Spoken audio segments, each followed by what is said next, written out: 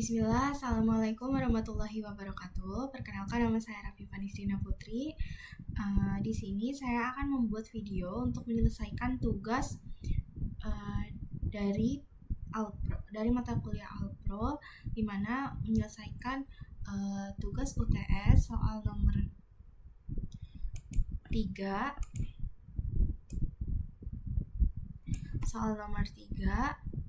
pada kode A, yang dimana di sini disuruh untuk membuat program menghitung standar deviasi untuk sebuah sampel. Sebelum kita memulai untuk membuat sebuah program, kita biasanya memulai dengan membuat algoritma deskriptif, pseudocode, flowchart, kemudian kita akan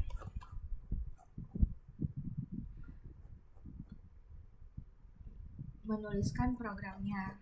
Nah, di sini algoritma deskriptif.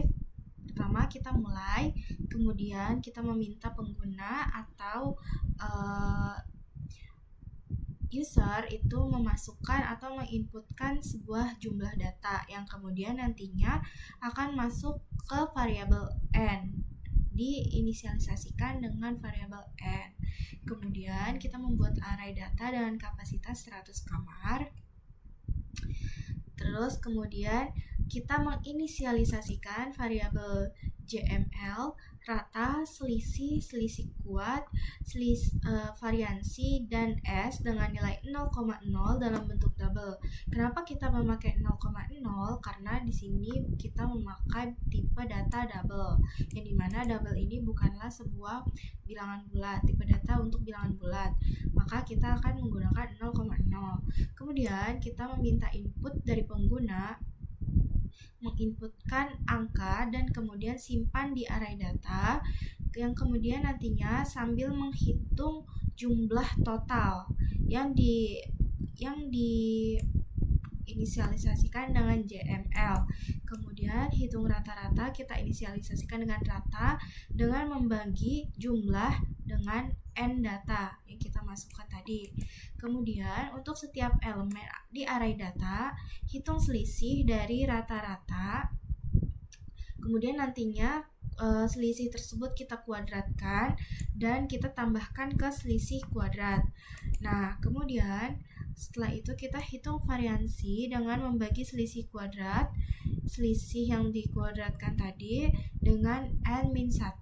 Kemudian untuk standar deviasinya kita inisialisasikan dengan variabel S, yang dimana di sini kita akan menggunakan akar kuadrat dari variansi. Kemudian setelah kita dapatkan nilainya, maka kita akan menampilkan hasil standar deviasinya di layar. Kemudian program selesai.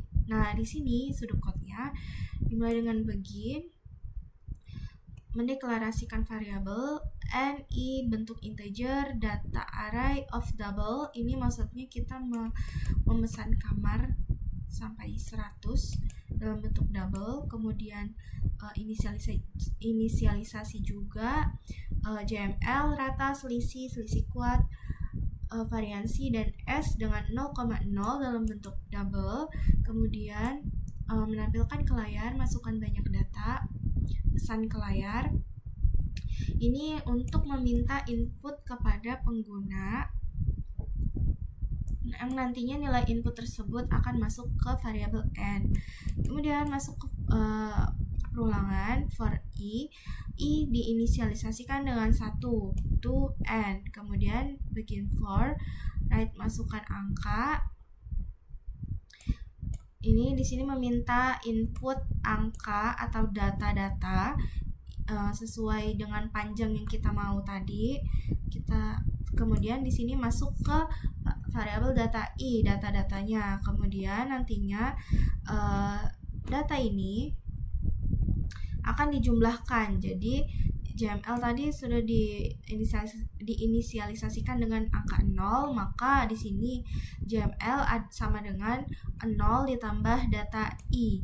Seterusnya sampai perulangan yang pertama ini selesai. Jadi jumlahnya nanti kita gunakan untuk mencari sebuah rata-rata. Rata-ratanya menggunakan jumlah dibagi dengan n atau panjang dari sebuah data tadi, banyaknya data tadi. Kemudian masuk ke perulangan kedua, di sini dia untuk menghitung selisih dan selisih kuadrat. Jadi selisih ini dihitung dari data I dikurang rata-rata. Jadi data dikurang rata-rata ini berulang-ulang kali sampai n. Kemudian nanti hasil selisih ini kita akan kuadratkan. Selisih kita inisialisasikan dengan selisih kuadrat. Nah, di sini prosesnya adalah selisih kuadrat plus selisih dikali selisih. Nah, kemudian n ini mengakhiri sebuah perulangan yang ini yang kedua. Kemudian untuk menghitung variansi kita menggunakan selisih kuadrat dibagi dengan n-1 dan menghitung standar defisiasinya itu dengan S sama dengan SQRT atau akar dari variansi tersebut. Kemudian di sini akan menampilkan ke layar standar defisiasi sampel, kemudian nilai S yang telah dihitung tadi. Nah, kemudian N.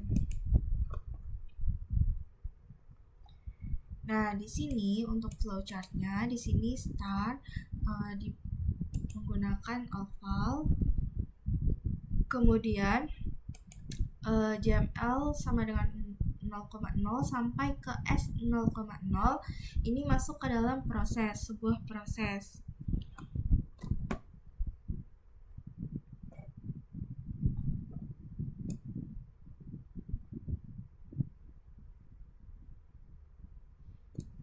Nah, kemudian di sini diminta untuk input nilai n ini menggunakan jajar genjang. Kemudian masuk ke loop pertama, di sini menggunakan segi 6 di mana I diinisialisasikan dengan 0 to n-1. Kemudian jika dia bernilai true, maka dia akan mencetak data I. Masuk ke data I yang kemudian nantinya data I ini akan dijumlahkan untuk mencari sebuah rata-rata. Nah, di sini JML, kemudian masuk ke increment, kemudian jika sudah sampai ke n-1 maka dia akan lebih dari n-1 ini, maka dia akan bernilai false yang kemudian masuk ke proses dari menghitung rata-rata, yaitu JML per n. Ini menggunakan bentuk persegi panjang. Kemudian masuk ke perulangan kedua, lakukan hal yang sama. Jika masih bernilai true, maka dia akan masuk kepada proses menghitung selisih dan selisih kuadrat. Nah, kemudian sini I++ jika sudah. Kemudian jika nantinya melebihi dari n-1 maka dia akan masuk ke maka dia bernilai false, yang dimana jika sudah bernilai false maka dia akan masuk ke proses selanjutnya, yaitu untuk menghitung variansi dan juga standar deviasinya. Nah, di sini variansi dan standar deviasinya menggunakan sebuah bentuk persegi panjang. Kemudian di sini akan menampilkan ke layar ini input dan outputnya memakai sebuah jajar genjang. Kemudian di sini n. Nah, untuk programnya kita coba runningkan.